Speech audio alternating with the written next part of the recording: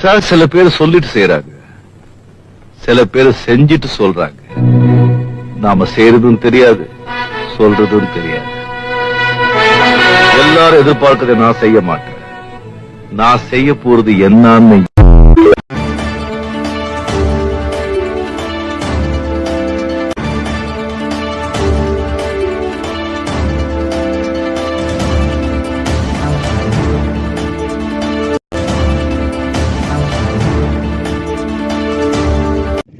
அனைவருக்கும் வணக்கம். என்னென்று சொன்னால், நாங்கள் செய்கிற உதவிகள் எல்லாம், நாங்கள் போடுற வீடியோக்கள் எல்லாம் கிட்டத்தட்ட எல்லா மக்களும் உலக நாட்டிலிருந்து அனைவரும் பார்க்குறாங்க, வாழ்த்துக்க சொல்கிறாங்க. தொலைபேசி ஊடாக, மெசஞ்சர் ஊடாக வாழ்த்துக்க சொல்கிறாங்க. ஆனால் அதிகமான உதவி செஞ்ச மோகனமுத்து அண்ணாவுக்கு பல கோடி மக்கள் முகநூல் ஊடாகவும் தொலைபேசி ஊடாகவும் வாழ்த்துக்க சொல்லியிருக்கிறார்கள். அந்த வகையில் இப்போ நாங்கள் கிளிநொச்சியில் அதாவது இன்றைக்கு 2ஆம் தேதி 29-30ஆம் தேதியில் நாங்கள் ஒரு பரமப்பட்ட குடும்பத்துக்கு ஒரு பையனுக்கு சரியான வரமப்பட்டிருந்தார். அவர் 10க்கு மேற்பட்ட தொகையை மக்களுக்காக அள்ளி தந்த ஒரு மனிதர். ஆனால் எப்படித்தான் இருந்தாலும் நாங்கள் கடவுளை காணலாம் என்று நினைக்கிறவர்கள் இப்படியான மக்களை கடவுளை காண்றதுக்கு இருக்கலாம். இருந்தாலும் நாங்கள் பல இடங்களிலே கடவுளை காணணும் என்று ஓடி இருந்தாலும் நாங்கள் கடவுளை காணலை. கடவுளை கண்டுன்னு சொன்னால் மோகனமுத்து அண்ணா தான்.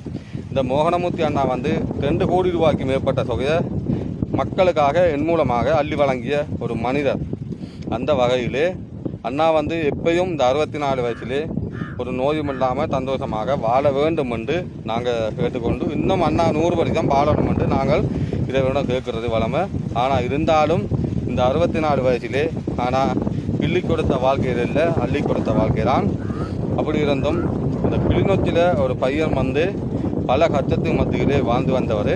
அவருக்கு ட்விச் அண்ணா மோகனமுத்து அண்ணா 5,80,000 ரூபா காசு மூலமாக அனுப்பி மோட்டார் பைக்கில் ஒன்று அன்பளிப்பாக வழங்கியிருக்கிறோம். நாங்கள் வழங்கியிருக்கிறோம். ரொம்ப நன்றி ட்விச் அண்ணா மோகனமுத்து அண்ணாவுக்கு ரொம்ப நன்றி. அண்ணா ஒரு நோய்மில்லாமல் வாழ வேண்டும். அடுத்தது நாங்கள் பதுளைக்கு ஒரு தரம் பயணம் போய் வந்துட்டோம். அடுத்தது திரும்பி ஒரு ஸ்கூலில் 700 மாணவர்கள் கல்வி கற்ற இந்த பாடசாலைக்கு ஒரு பிரிண்டர் இல்லாமல் இருக்கிறார்கள். அதையும் கேட்டிருக்கிறார்கள். அதுக்கு நாங்கள் திங்கட்கிழமை பயணமாக போய் கொண்டிருக்கிறோம். அதே மாதிரி அந்த தாண்டியடி ஒரு வைத்தியசாலையிலிருந்து எனக்கு நேரடியாக தொலைபேசி ஊடாக தொடர்பு கொண்டு மோகனமுத்து அண்ணாவை பற்றி வாழ்த்துக்களையும் சொல்லியிருந்தார்கள், நன்றியும் சொல்லியிருந்தார்கள். உதவியை பார்த்துட்டு நன்றியும் சொல்லியிருந்தார்கள். அந்த வகையில் அவர்களுக்கு ஒரு உதவி ஒன்று கேட்டிருக்கிறார்கள். என்னென்னு சொன்னால், ஸ்டாண்ட் பண்ணுற மெஷின் படுவாங்கரையில் இப்படி ஒரு வைத்தியசாலையில் இல்லைன்ற நோக்கத்தோடு அவங்க கேட்டிருந்தார்கள். அதையும் கூட நான் அண்ணாவோட கதைச்சிருக்கிறேன். அண்ணா நினைத்த நாங்கள் உண்மையிலே நான் சொன்ன அண்ணா நாளைக்கு இந்த உதவி செய்யணுமண்ணாண்டா அண்ணா செய்வார். ஆனால் நான் சரியாக சும்மா எல்லாருக்கும் நாங்கள் அப்படி செஞ்சு கொடுக்க போகிறல்ல. பாதிக்கப்பட்ட மக்களுங்கறிக்கோ அந்த மக்களுக்கு சரியான முறையில் தான் நாங்கள் இனங்கண்டு தான் அந்த உதவி செய்வேன். ஆனால் நான் அண்ணா பெருசு என்று நான் பார்க்கல. ஆனால் நான் பார்க்கணும், எந்த இதில் நான் வளரணும், உதவி செய்கிற பயணம் அப்படி ஒன்று இல்லை. கஷ்டப்பட்டு உழைக்கிற பணம் அண்ணா எவ்வளோ கஷ்டப்பட்டு மத்தியில் உழைத்த பணங்களை சரியான மக்களுக்கு சேரணும். இன்றைக்கு நான் நாளைக்கு ஒரு உதவி ஒன்று தேவைன்னு சொன்னால் அண்ணா நிச்சயமாக செய்வார். செய்யாமல் அப்படி நான் அண்ணா தான் கேட்க போகிறதில்ல. சரியான முறையில் பாதிக்கப்பட்ட இருந்தால் நாங்கள் சொல்லுவேன் அண்ணா அதை பார்த்துட்டு உதவி செய்வார். அப்படி ஒரு மனுஷன் தான். ஆனால் கிள்ளி கொடுத்த வாழ்க்கையில் இல்லை, அள்ளி கொடுத்த வாழ்க்கை தான் அவர். உண்மையிலே கடவுளை நீங்கள் கடவுளில் போய் கோயிலில் கும்பிடுறீங்க. நாங்களும் பல கோயிலில் கும்பிட்டுருப்பேன். அப்பா எனக்கு இதை தாங்கன்னு கேட்டிருப்பேன். பலனை கிடைக்க பெறல. இருந்தாலும் இப்படி ஒரு மனிதன் இந்த வாழ்க்கையிலே நான் கண்ட அனுபவத்தில் ட்விச் அண்ணா மோகனமுத்து அண்ணா தான். நான் போல மனுஷனை நான் உலகத்திலே நாங்கள் ஆனலை. ஆனால் அள்ளி கொடுத்த ஒரு மனுஷன். உண்மையிலே சொல்கிறதுக்கு வார்த்தை இல்லை. அண்ணாவை பற்றி சொல்ல போனால் இந்த 64 வயசில் எப்படி உழைச்சி மக்களுக்கு அள்ளி கொடுக்குறான்னு பாருங்கள். எவ்வளோ மக்கள் இருக்கிறாங்க. லண்டன், கனடா, அமெரிக்கா பெரிய பெரிய நாடுகள் இருக்கிறாங்க. இப்படி ஒரு உதவி செஞ்சுட்டு தான் நாங்கள் ஆனலை. அமைப்பு வச்சு அதை வச்சு உதவி தான் செய்கிறாங்க. ஆனால் அண்ணா மாதிரி தனி ஒரு மனிதனாக யார்கிட்டையும் ஒரு உதவி காசு கூட இப்படி உதவி செய்யுங்கன்னு கேட்டது இல்லை. மூலமாக செய்யுங்கன்னு கேட்டுக்கிறேன். ஆனால் தனியொரு மனுஷனாக நின்று மக்களுக்கு அள்ளி கொடுக்குறாரு. அதே மாதிரி நாங்கள் மதுரைக்கு போகிறோம். அதே மாதிரி இந்த கிளிநொச்சியில் வந்து நாங்கள் ஏற்கனவே வந்து உங்களுக்கு தெரிஞ்சிருக்கும், தையல் மிஷின் ஒன்று வாங்கி கொடுத்துருப்பேன், ஓட்டோ வந்து ஒரு லைசன் ஒன்று முடித்து கொடுத்துருப்பேன், ஒரு கடை வந்து ஒரு 50 லட்சம் ரூபாய்க்கு பெருமதியான ஒரு கட்டி கொடுத்துருப்பேன்.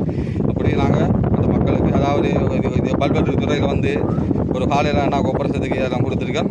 ஆனால் சொல்லப்போனால் அண்ணா வந்து சொல்லப்போனால் பெரிய உதவிகள்.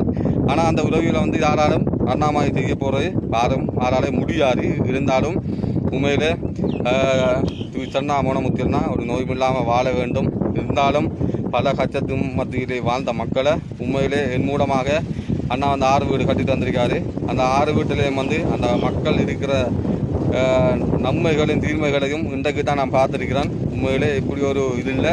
அண்ணாவுக்கு நல்ல வார்த்தைகள் நன்றி. எனக்கு வார கோல் வந்து கிட்டத்தட்ட எத்தனை 1000 கோல் வருது. சும்மா எல்லாருமே கோல் அடிக்கிறத விட தவிர்த்து கொள்ளுங்க. சரியாக பாதிக்கப்பட்டதுக்கு மட்டும்தான் நாங்கள் இடம் கண்டு கொடுப்போம். சும்மா எல்லாருக்கும் செய்ய போகிறது இல்லை. இருந்தாலும் நாங்கள் வந்து நேரடியாக பார்த்து தான் உதவி செய்வேன். இருந்தாலும் அண்ணா வந்து கஷ்டப்பட்டு பணங்கள் வந்து சரியான மக்களுக்கு போய் சேர வேண்டும். ஆனால் இருந்தாலும் நான் இப்போ கதைக்கிற இடத்துல வந்து காத்தா இருந்தாலும் கொஞ்சம் ஒருக்கா செவி மறுத்து கேளுங்க.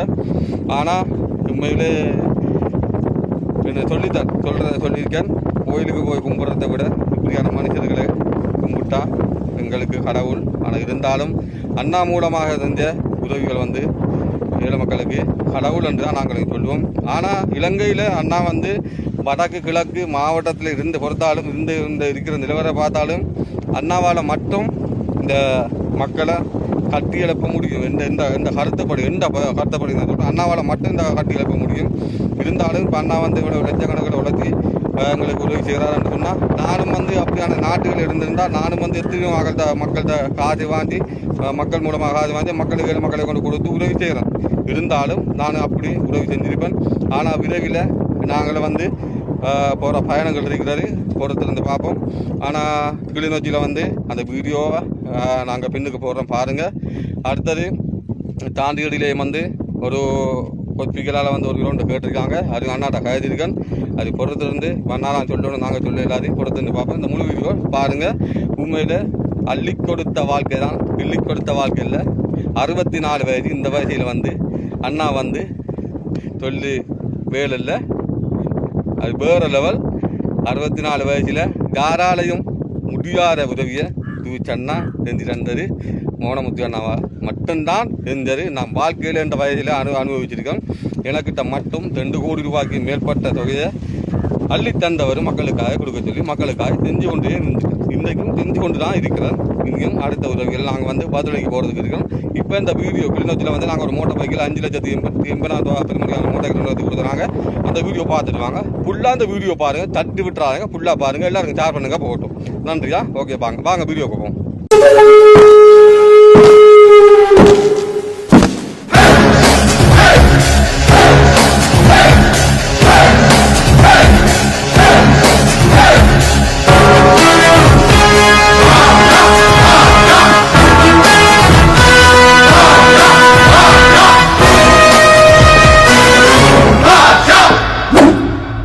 நான் ஒரு தடவை சொன்னா 100 தடவை சொன்ன மாதிரி.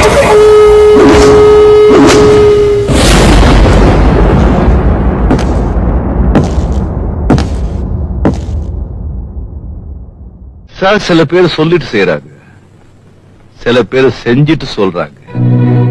நாம செய்யறதும் தெரியாது, சொல்றதும் தெரியாது. எல்லாரும் எதிர்பார்க்கறதை நான் செய்ய மாட்டேன். நான் செய்ய போறது என்னன்னு இந்த வீடியோ பார்க்குற ஒவ்வொருவருக்கும் வந்து என்னுடைய வணக்கத்தை தெரிவிக்க போகிறேன்.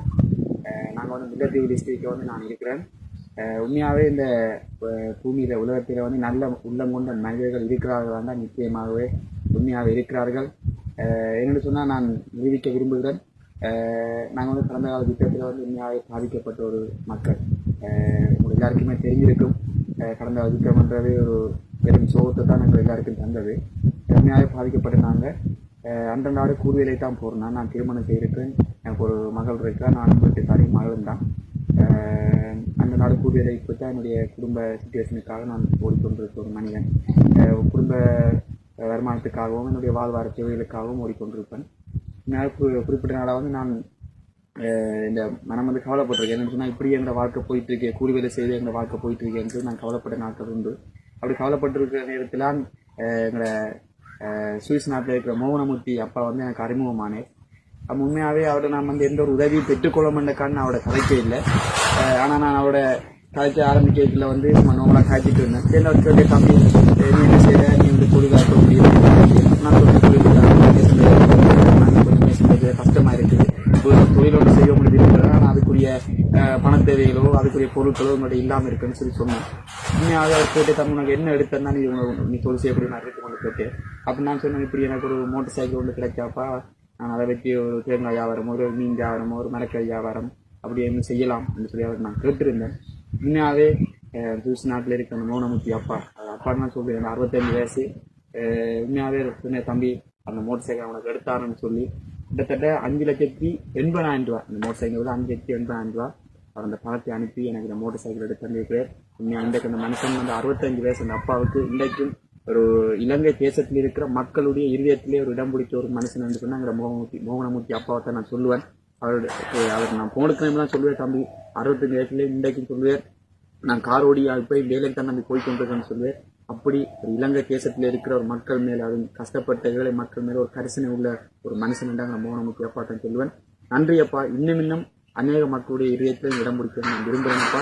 5,80,000 ரூபாய்க்கு அப்பா எனக்கு நான் மோட்டத்தை எடுத்து வந்திருக்கேன். நன்றி அப்பா. இனி நான் அடுத்தடுத்த கட்டத்துக்கு நான் ஒரு தொழிலாக செய்யக்கூடிய மாதிரி இருக்கும். நன்றி அப்பா. உங்களோட பணி இன்னும் அநேக மக்களுக்கு தொடரும்னு நான் விரும்புகிறேன். நன்றி அப்பா.